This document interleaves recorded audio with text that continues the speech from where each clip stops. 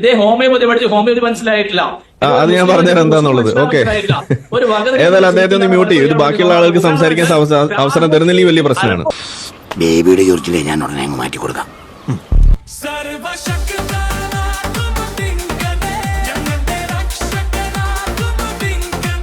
അശാസ്ത്രീയമായിട്ടുള്ള ഒരു ചികിത്സ നടത്തി എന്ന് പറയുമ്പോൾ സ്വാഭാവികമായിട്ടും ഈ ചികിത്സ നടത്തിയ അല്ലെങ്കിൽ ഈ ചികിത്സ നടത്താൻ നിർബന്ധിച്ച അക്യൂപങ്ചറിസ്റ്റ് സ്വാഭാവികമായും പ്രതിക്കൂട്ടിലാവും. അത് നിങ്ങൾ ന്യായീകരിക്കുന്നുണ്ടോ? ഇതൊക്കെ വളരെ കോമൺ സെൻസ് ആയിട്ട് നമ്മൾ മനസ്സിലാക്കേണ്ട കാര്യമാണ്. 64 പേരാണ് മഞ്ഞപ്പിത്തം ബാധിച്ച് മരിച്ചിട്ടുള്ളത്. ഇത്രയും വലിയ സംഖ്യ മരിച്ചത് മുഴുവൻ ശാസ്ത്രീയ ചികിത്സ നൽകിയിട്ടാണ് എന്ന് വളരെ കൃത്യമായ കണക്ക് പുറത്തു വരുമ്പോൾ അവിടെ നമ്മൾ മനസ്സിലാക്കേണ്ട അടിസ്ഥാനപരമായ കുട്ടിയായാലും മുതിർന്നവരാരായാലും ഇവരൊക്കെ മരിക്കുന്നത് രോഗം കൊണ്ടല്ല സമയമായിട്ടാണ് എന്നാണ് പൊതുവെ മതവിശ്വാസികൾ മനസ്സിലാക്കി വരുന്നത്.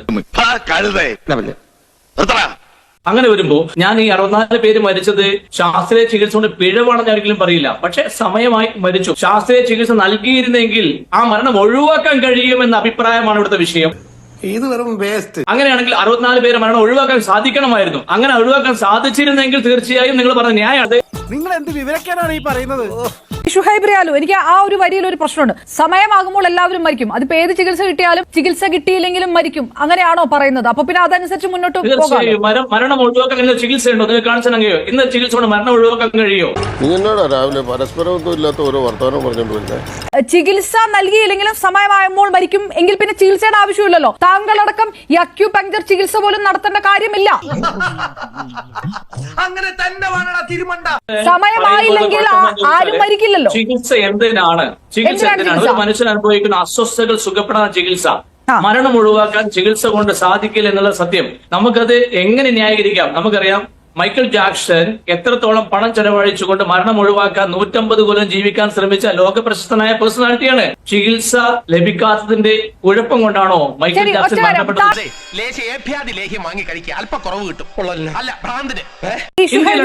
താങ്കൾ ഈ അവകാശപ്പെടുന്ന അക്യൂപങ്ചർ അത് ഏത് നാട്ടിൽ നിന്ന് വന്നതാണ്? എങ്ങനെയാണ് ചൈനയിൽ ഒരു അക്യൂപങ്ചറിസ്റ്റ് ആകണമെങ്കിലുള്ള മാനദണ്ഡം എന്താണ്? താങ്കൾക്ക് അറിയാമല്ലോ. താങ്കൾ അതൊന്ന് പറയാമോ? ഏത് നേരത്താണോ നമ്മൾ ഇന്ത്യയിൽ ജീവിക്കുന്നത്? ഇന്ത്യയിൽ ജീവിക്കുന്ന നമുക്ക് ഇന്ത്യൻ നിയമം വേറെയാണ്.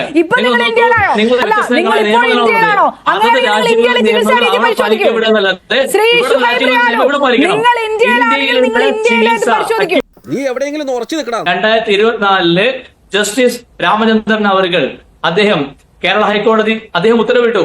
കേരളത്തിൽ അക്യുപഞ്ചർ ചികിത്സകർ ഒട്ടേറെയുണ്ട്. ഇവർക്ക് ഒരു കൃത്യമായ റെഗുലേഷൻ ഏർപ്പാട് ചെയ്യേണ്ടതുണ്ട് അദ്ദേഹം ഉത്തരവിടുകയും നിനക്ക് കള്ളം പറയാൻ ബുദ്ധിമുട്ടുണ്ട്.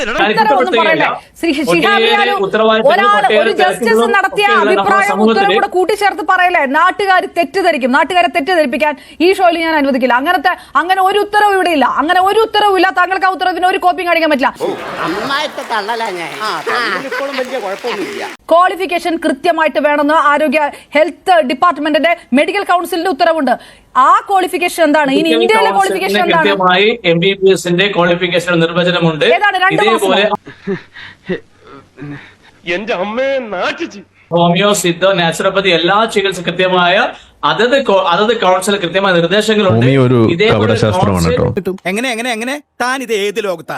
അതൊന്നും നടപ്പുള്ള കാര്യമല്ല. ഷിഹാബ് റിയാലും കാടടച്ച് വെടിവെച്ചാലൊന്നും കണ്ണടച്ചിരുട്ടാക്കിയാലൊന്നും അത് ഇരുട്ടാവില്ല. ഷിഹാബ് റിയാലും ശരി, താങ്കൾ അവിടെ ഞാൻ പറയാം. അതായത് എന്ത് പറഞ്ഞാലും ഞാൻ ചോദിക്കുന്ന ചോദ്യത്തിന് ഉത്തരമല്ല. താങ്കളുടെ കയ്യിൽ ഉത്തരമില്ല. ഒന്നില്ലെങ്കിൽ ചൈന അന്വേഷിക്കാൻ പറയും. ചൈനയുടെ കാര്യം ചോദിക്കുമ്പോൾ താങ്കൾ പറയും ഇന്ത്യയിൽ പരിശോധിക്കാൻ പറയും. ഇന്ത്യയിലെ കാര്യം പറയുമ്പോൾ താങ്കൾ പറയും ചൈനയിൽ പോകാൻ പറയും. താങ്കൾ ഉത്തരം പറയുന്നില്ല. ഷിഹാബ് റിയാലും താങ്കൾ ഉത്തരം പറഞ്ഞില്ല. എനിക്ക് ഒന്ന് പ്രേക്ഷകരോട് പറയൂ. 1000 വർഷങ്ങൾക്ക് മുമ്പ് ചൈനയിൽ നിന്ന് വന്ന അക്യൂപങ്ചർ ആണ് എന്ന് പറഞ്ഞുകൊണ്ട് നിങ്ങളടക്കമുള്ളവർ പറയുന്ന അക്യൂപങ്ചർ ചൈനയിൽ ചികിത്സിക്കണമെങ്കിൽ എത്ര വർഷത്തെ പഠനം വേണം? എത്ര ക്വാളിഫിക്കേഷൻ വേണം? എത്ര ലൈസൻസ് വേണം എന്നെങ്കിലും ഒന്ന് പറയൂ. ഒന്ന് പ്രേക്ഷകർ കേട്ടോട്ടെ. നോക്കൂ, നമ്മൾ ചൈനയിൽ ജീവിക്കുന്നവരല്ല. ചൈനയിലെ കറൻസിയോ പാലിക്കുന്നില്ല. അപ്പൊ നിങ്ങൾ ഇന്ത്യയിൽ പാലിക്കുന്നുണ്ടോ? നിങ്ങൾ ഇന്ത്യയിൽ അത് പാലിക്കുന്നുണ്ടോ?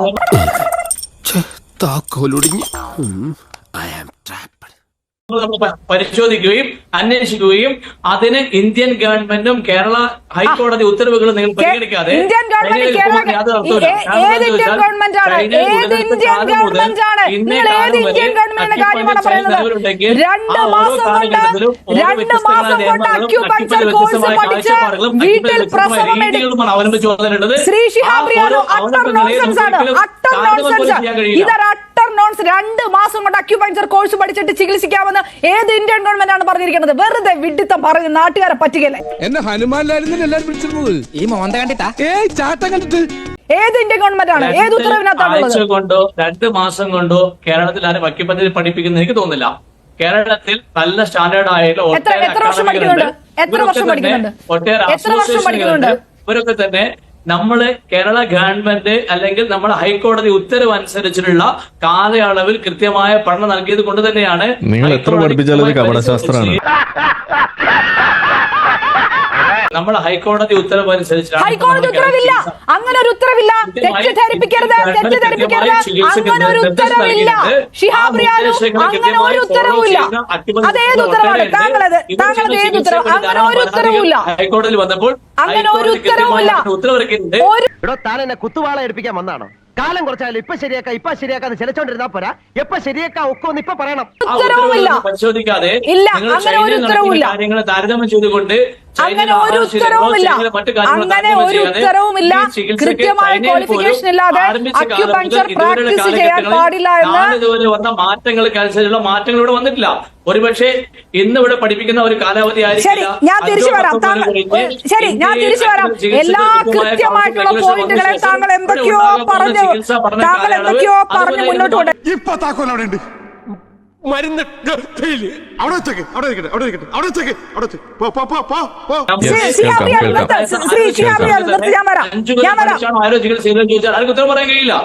താങ്കൾക്ക് ശ്രീ ആരിഫ് ഹുസൈൻ, ഈ 5 വർഷമെങ്കിലും മിനിമം ബാച്ചിലേഴ്സ് ഡിഗ്രി മിനിമം എങ്കിലും എടുത്തല്ല ലൈസൻസിന് അപ്ലൈ ചെയ്യാൻ പറ്റുള്ളൂ. അത് ചോദിക്കുമ്പോൾ ചൈനയിലല്ലോ നമ്മൾ ഇന്ത്യയിലല്ലേ എന്ന് ചോദിക്കും. ഇപ്പൊ പറഞ്ഞു ഹൈക്കോടതി ഉത്തരവ് അങ്ങനെ ഒരു കാര്യം നിലവിലില്ല. പക്ഷേ എന്നിട്ടും എന്തുകൊണ്ട് ഇതിനുള്ള ഉത്തരം ഞാൻ പറയാം. നിങ്ങള് ഇവിടെ ഇപ്പൊ ഇന്ന് സംസാരിക്കുന്നത്, ഇപ്പൊ എന്നോട് ഇന്ന് സംസാരിക്കുന്ന ദിവസം എന്ന് പറഞ്ഞു കഴിഞ്ഞാൽ, ഞാൻ പഠിച്ച ഹോമിയോപ്പതി എന്ന് പറയുന്ന ആ ചികിത്സാ വിഭാഗം അതൊരു കപടശാസ്ത്രമാണ് എന്ന് തിരിച്ചറിഞ്ഞതിന്റെ ഭാഗമായിട്ട് ഒരു 5-8 വർഷം മുന്നേ അത് ഉപേക്ഷിച്ചിട്ട് അതിന്റെ പ്രശ്നം എന്താണെന്ന് സമൂഹത്തിൽ ചർച്ച ചെയ്യുകയും അത് ആളുകളെ അറിയിക്കാൻ വേണ്ടിയിട്ട് ശ്രമിക്കുകയും ആ സംഗതി പഠിക്കാൻ പറ്റും. BHMS എന്ന് പറയുന്ന സംഗതി കപടശാസ്ത്രമാണ്, ആയുഷ് എന്ന് പറയുന്ന സാധനം തന്നെ ഒരു കപടശാസ്ത്രമാണ്, അതിലേക്ക് ആര് പോകരുത് എന്ന് വിദ്യാർത്ഥികളെ ഇവിടെ പറഞ്ഞു പഠിപ്പിക്കാൻ വേണ്ടിയിട്ട് അവർക്ക് അവയർനെസ് കൊടുക്കാൻ വേണ്ടിയിട്ട് നടത്തുന്ന ഒരു പ്രവർത്തനം. അതിന്റെ ചുക്കാൻ പിടിക്കുന്ന ഒരാളും കൂടിയാണ് ഞാൻ. നിങ്ങൾ എത്രയൊക്കെ ഡിഗ്രി ഉണ്ടെന്ന് പറഞ്ഞാലും ശരി, ഈ പറയുന്ന കപടശാസ്ത്രങ്ങളുടെ കൂട്ടത്തിൽ എണ്ണാൻ പറ്റുന്ന സാധനം തന്നെയാണ് ഈ അക്യുപങ്ചർ എന്ന് പറയുന്നത്. കാരണം ഈ അക്യുപങ്ചർ എന്ന് പറയുന്നത് നിങ്ങൾ ഇനിയിപ്പോ ചൈനയിൽ അവിടെ 10 വർഷം ഇരുന്ന് തലകുത്തിന്ന് പഠിച്ചെന്ന് പറഞ്ഞാലും അത് കപടശാസ്ത്രമാണ്. കപടശാസ്ത്രം എന്ന് പറഞ്ഞാൽ സ്യൂഡോ സയൻസ്, അത് ശാസ്ത്രമാണ് എന്ന് തോന്നിപ്പിക്കുന്ന തരത്തിൽ നിൽക്കും, എന്നാൽ അതിനകത്ത് യാതൊരു തെളിവുകളും ഇല്ല, അത് ഫലിക്കും എന്നുള്ളതിന് ഒരു തെളിവും ഇല്ലാത്ത സാധനമാണ് കപടശാസ്ത്രം എന്ന് പറയുന്നത്. അക്യുപങ്ചർ, അക്യുപ്രഷർ എന്നൊക്കെ പല പേരിലും അറിയപ്പെടുന്ന പല പല സാധനങ്ങളുണ്ട്. ഒക്കെ ഒരേ സാധനത്തിന്റെ ബാക്കി പത്രങ്ങളാണ്. എന്തൊക്കെയായാലും ആ സാധനത്തിന് ശാസ്ത്രീയമായിട്ട് ഒരു അടിത്തറയും ഇല്ല, 0 ആണ് അടിത്തറ എന്ന് പറയുന്നത്. നിന്റെ പരിപാടി തീർത്ത് തരാണ് ഞാൻ. ഇവിടെ പറയുന്നു ഈ സംഗതി, ഇത് തുടക്കത്തിൽ തന്നെ നമ്മൾ കേട്ടൊരു കാര്യം എന്ന് പറയുന്നത് സമയമായാൽ മരിക്കുമെന്നാണ് പറയുന്നത്. ഇതാണെന്നുണ്ടെങ്കിൽ പിന്നെ എന്തിനാണ് ഈ അക്യുപങ്ചറായിട്ട് നടക്കണമെന്നാണ് എനിക്ക് ചോദിക്കാനുള്ളത്. എന്നാൽ പിന്നെ അക്യുപങ്ചറിന്റെ ആവശ്യമില്ലല്ലോ. ആർക്കെങ്കിലും മഞ്ഞപ്പിത്തൊക്കെ വരുമ്പോൾ അങ്ങ് മാറ്റി വെക്കുക, പായ വിരിച്ച് അവിടെ കിടത്തുക, സമയമാകുമ്പോൾ അവർ ജീവിക്കുക, എഴുന്നേക്കുക, എണീറ്റ് ഓടുക, മരിക്കുക, എന്തുവേണേലും ചെയ്യട്ടെ.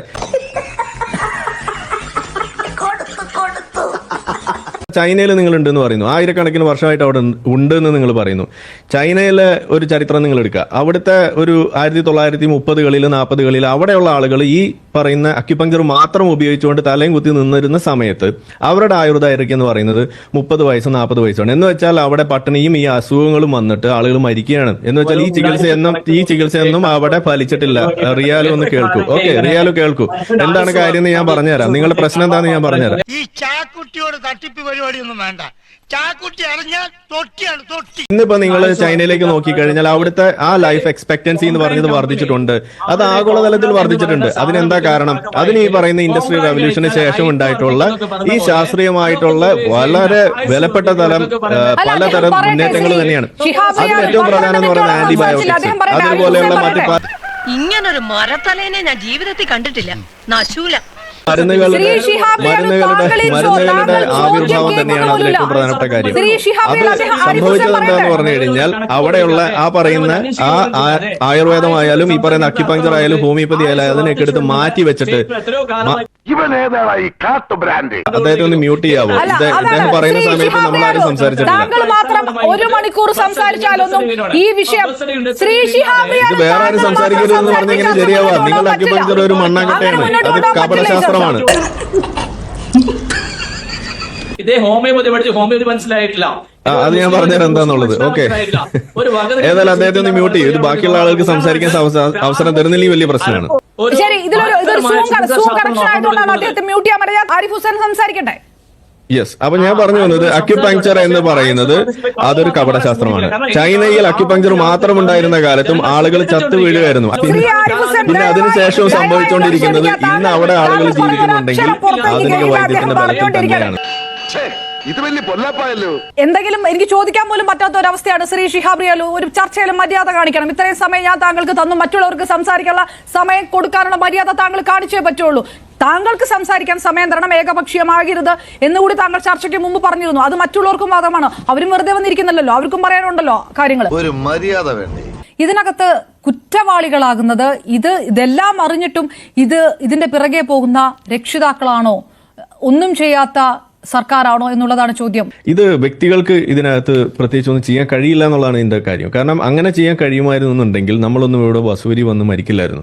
അപ്പോൾ വസൂരി കൊണ്ടൊക്കെ നമ്മൾ മരിച്ചിരുന്ന ഒരു കാലത്ത് നിന്ന് ഇന്ന് നമ്മൾ വസൂരി കൊണ്ട് മരിക്കാത്തൊരു കാലത്തേക്ക് വന്നിട്ടുണ്ടെങ്കിൽ അത് വാക്സിനേഷൻ വഴിയാണ് നമുക്കത് കിട്ടുന്നത്. 100% ഞാൻ യോജിക്കുന്നു. അതിൻ്റെതായിട്ടുള്ള ശാസ്ത്രീയമായിട്ടുള്ള പഠനങ്ങൾ നടത്തി ഇത് അതിനുള്ളൊരു പോംവഴിയാണ് എന്ന് കണ്ടെത്തിയ ആളുകൾ ഇത് ലോകത്ത് പ്രചരിപ്പിക്കുമ്പോൾ അത് ജനങ്ങളിലേക്ക് എത്തിക്കുക എന്നുള്ളത് ഈ ജനങ്ങൾ ആരുടെ കീഴിലാണോ വരുന്നത് അത് ഗവൺമെന്റ് കീഴിലാവുമ്പോൾ ഗവൺമെന്റിന്റെ ഒരു ബാധ്യതയായിട്ട് മാറുകയാണ് ഇത് അവരിലേക്ക് എത്തിക്കണം എന്നുള്ളത്. അങ്ങനെയാണ് ഈ സംഗതി ഇവരിലേക്ക് എത്തിക്കുന്നത്. മുതലാളിയുടെ തലയിലാണല്ലോ വീഴുന്നത്. അതെ, പ്രതിമ എന്റെ കയ്യിൽ ഇരിക്കുന്നത് കൊണ്ടാണ്. ഭക്ഷണത്തിന്റെ കാര്യം, ഇപ്പൊ ഒരു കുട്ടി ജനിച്ചു വീഴുമ്പോൾ ആ കുട്ടിയുടെ ആ ജനന സമയത്തുള്ള അബ്ഗാർ സ്കോർ എടുക്കുന്നത് മുതൽ അവിടെ നിന്ന് അങ്ങോട്ട് പല കാര്യങ്ങളും നമ്മൾ നോക്കിയിട്ട് ആ കുട്ടിയുടെ ഓരോ ഇൻഡെക്സും നമ്മൾ മാർക്ക് ചെയ്തു പോകുന്നത് എന്തിനു വേണ്ടിയിട്ടാണ്? ഇത് നമ്മുടെ പദ്ധതികൾ ആസൂത്രണം ചെയ്യാൻ വേണ്ടിയിട്ടും കൂടിയാണ്. ഈ പറയുന്ന അംഗൻവാടികളായാലും മറ്റു പല മേഖലകളിൽ ഇത് ചെയ്തുകൊണ്ടിരിക്കുന്നത് അതിന് വേണ്ടിയിട്ടാണ്. അത് ശരിയാ. ഇവിടെ നമ്മൾ കാണുന്ന എന്താണ്? ഇതിനെയൊക്കെ നിരാകരിച്ചുകൊണ്ട് ഒരു കുട്ടി ജനിച്ചു വീണ് കഴിയുമ്പോൾ അത് നമ്മുടെയാണ് എന്ന് പറഞ്ഞുകൊണ്ട് ആ കുട്ടിക്ക് തേനും പാലും കൊടുത്ത് അതല്ലെങ്കിൽ വല്ല ഇതുപോലെ ഒട്ടകമൂത്രമൊക്കെ കൊടുത്ത് അല്ലെങ്കിൽ ഇതിനകത്ത് പറഞ്ഞിട്ടുണ്ട് എന്ന് പറയുന്ന സാധനം കൊടുത്തിട്ട് ആ കുട്ടിക്ക് കൊലയ്ക്ക് കൊടുക്കുന്നതാണ് നമ്മൾ കാണുന്നത്. അത് നീ എന്നെ ഇൻഡയറക്റ്റ് ആയിട്ട് കുത്തിയതല്ല, അല്ല ഡയറക്റ്റ് ആയിട്ട് കുത്തിയതാ. ഇവിടെ മഞ്ഞപ്പിത്തം കൊണ്ട് മരിക്കുക എന്ന് പറയുമ്പോൾ ഇവിടെ പറഞ്ഞു 64 പേര് മരിക്കുന്നു, അവരൊക്കെ എങ്ങനെയാണ് മരിച്ചതെന്നൊക്കെയാണ് ചോദിക്കുന്നത്. അതെന്താ ചോദ്യം വരുന്നതെന്ന് പറഞ്ഞു കഴിഞ്ഞാൽ ഈ സംഗതിയെ കാണേണ്ടതിന്റെ ഒരു അടിസ്ഥാന ജ്ഞാനമില്ലാത്തതിന്റെ കുഴപ്പമാണ്. എന്റെ പൊന്നിയിടത്തി ഇവളെ കൊണ്ട് ഇതൊന്നും ഉണ്ടാക്കിക്കല്ലേ, നമ്മൾ ജീവിതം മറുത്തു. ഈ പറയുന്ന പണ്ടുണ്ടായിരുന്ന സാധനത്തിൽ നിന്നൊക്കെ തന്നെയാണ് പലതും നമ്മൾ ഇന്ന് ആധുനിക വൈദ്യത്തിന്റെ തെളിവുകളോട് കൂടി അത് അപ്ലൈ ചെയ്യുന്നത്. ആ അപ്ലൈ ചെയ്യുന്ന സമയത്ത് അതിന്റെ സൈഡ് എഫക്ട്സ് കുറയ്ക്കുന്നു, അതിന്റെ എഫിക്കസി കൂട്ടുന്നു, ബെറ്റർ മോളിക്യൂൾസ് നമ്മൾ കണ്ടെത്താൻ വേണ്ടി ശ്രമിക്കുന്നു. അതൊരു ബേസ് ആയിട്ട് എടുത്തുകൊണ്ട് അതിന്റെ മുകളിലേക്ക് മറ്റു പുതിയ മോളിക്യൂൾസ് കണ്ടെത്തുന്നു. പക്ഷേ ഒറ്റയടിക്ക് ആൾട്ടർനേറ്റ് മെഡിസിനുകളെ പരിപൂർണമായിട്ടും നിരോധിക്കണം എന്നുള്ളൊരു നിലപാട് അത് നടക്കുമോ എന്നുള്ള അത് പ്രാക്ടിക്കലാണോ? അത് മറ്റു ലോകരാജ്യങ്ങളിൽ അത് നടപ്പാകുന്ന കാര്യമല്ല. അങ്ങനെ നടപ്പാക്കിയിട്ടുള്ള കാര്യമാണോ എന്ന് ചോദിച്ചാൽ ആണ്. അതിന്റെ വക്താവാണ് ഞാൻ എന്ന് വേണമെങ്കിൽ പറയാം. കാരണം ഇടപെടരുത്. ഇത് താങ്കൾ പറയുന്നത് അതിനെ ഓപ്പോസിറ്റ് ആയിട്ടുള്ള വാദമല്ല, അത് വേറെന്തോ ആണ്. എനിക്ക് ഭ്രാന്തായി പോയതാണ്, അത് നാട്ടുകാർക്ക് മൊത്തം ഭ്രാന്തായ. അക്യുപങ്ചർ സയൻസ് അസോസിയേഷൻ നിങ്ങൾ തമ്മിൽ വല്ല ബന്ധമുണ്ടോ? ആൾക്കാരെണ്ണം ക്രമമായി വർദ്ധിച്ചുകൊണ്ടിരിക്കുന്നു. ശ്രീ ഷുഹൈബ് റിയാലു രംഗബോധമില്ലാത്ത കോമാളി നിന്നെ ഞാൻ അക്യുപങ്ചർ സയൻസ് അസോസിയേഷനും നിങ്ങളും തമ്മിൽ ബന്ധമുണ്ടോ? അക്യുപങ്ചർ ചികിത്സ ഉപയോഗപ്പെടുന്നുണ്ട് എന്ന് പറയുമ്പോൾ ഞാൻ ചോദിക്കുന്ന ഒരു കാര്യം കേൾക്കുന്നില്ല. അക്യുപങ്ചർ സയൻസ് അസോസിയേഷനുമായിട്ട് നിങ്ങൾക്ക് ബന്ധമില്ലാത്തത് എന്തുകൊണ്ടാണ്? ചോദിച്ചിട്ട് ഒരു കാര്യമില്ല, പുള്ളി വേറെ എന്തൊക്കെ പറഞ്ഞുകൊണ്ടിരിക്കുകയാണ്. അത്ര വലിയ ബന്ധങ്ങളിലേക്ക് പോണോ ശിവൻകുട്ടി? റേഷൻ കട മറന്ന് മണ്ണെന്ന് വാങ്ങണോ? അക്യുപങ്ചർ സയൻസ് അസോസിയേഷൻ ഈ അദ്ദേഹം പറയുന്ന ഈ അസോസിയേഷൻ അംഗീകരിക്കുന്ന പോലുമില്ല. ഞാൻ ശരിയാക്കി തരാം. ഒരു സൂചി എടുത്തപ്പോ ഞാൻ ശരിയാക്കി തരാം. എനിക്ക് തോന്നുന്നു അദ്ദേഹം ഒരു ചികിത്സയ്ക്ക് അപ്പുറത്തേക്ക് കുറച്ചുകൂടെ പ്രഭാഷണം കൊണ്ട് ചികിത്സിക്കുന്ന ഒരു തരത്തിലാണ്. അത് അക്യുപങ്ചർ അല്ല ശ്രീ ഷുഹൈബ് റിയാദ്. മാവനെ കൊണ്ട് അതിനൊന്നും ആവൂലെന്നേ. സർവശക്തി